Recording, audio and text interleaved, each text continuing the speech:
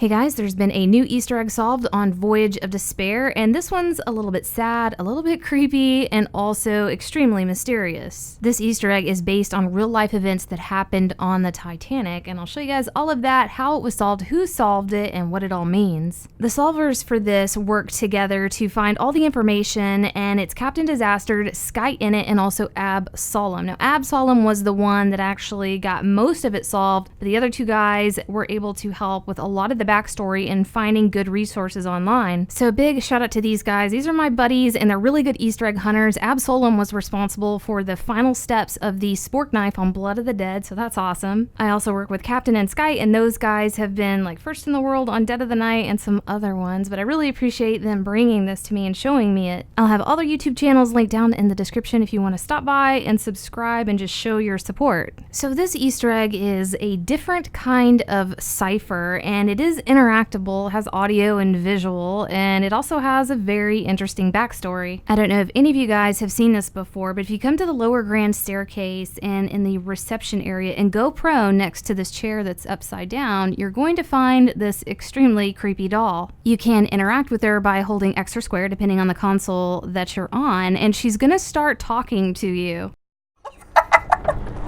No. No. Yes. No. Yes. No. No.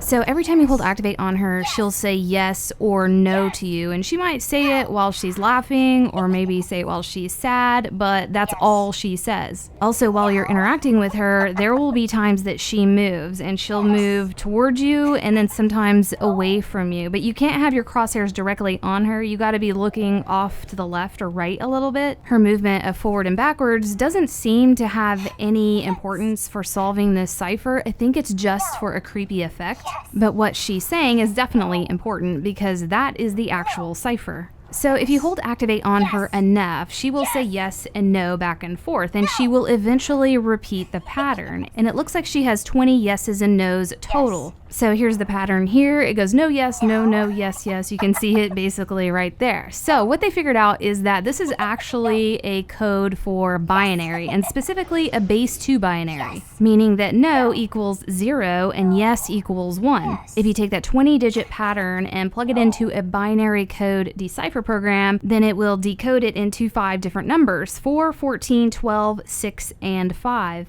And these numbers have a lot of significance with the real-life events of the Titanic. The 4/14/12 is the actual day that the RMS Titanic sank, April 14th, 1912. So that part is pretty straightforward and makes a lot of sense. But what about the 6 and 5? What does that have to do with any of this? And also, what does it have to do with this really scary doll? After much research, it turns out that these numbers are linked to someone called Miss Helen Lorraine Allison. She was 2 years old and was born June 5th, 1909. June being the 6th month and 5 being the day of her birth, so 6/5. And what Treyarch is trying to say is that this doll here belonged to her. There's a lot of real life history surrounding this doll and also her. In real life events and in the sinking of the Titanic, there was a porcelain doll head that was found at the bottom of the ocean next to the Titanic. The story is that this is one of the only items that you cannot go see in a museum. It's a porcelain head of a child's doll lying 12,000 feet under the surface of the Atlantic Ocean next to the ship. An undersea explorer spotted it and photographed the doll's head during a dive on the wreck in a submarine, and this is the only known photograph of the artifact. The explorer didn't pick it up or record its position, so no one is sure exactly where it is. In fact, it may never be seen by human eyes again. While there's a tremendous amount of debris from the Titanic wreck littering the ocean floor, currents along the bottom cover and uncover various pieces of it at different times. The doll's head just happened to be sticking out of the sand on the day that the explorer went down there. This doll head had so much significance that even James Cameron put it in the opening scene of the Titanic. So what does this doll head have to do with the child I mentioned earlier, Lorraine Allison? Well, the doll to which this head belonged to was expensive, probably a luxury item. Dolls like this were manufactured mostly in France and Britain during the time of the Titanic.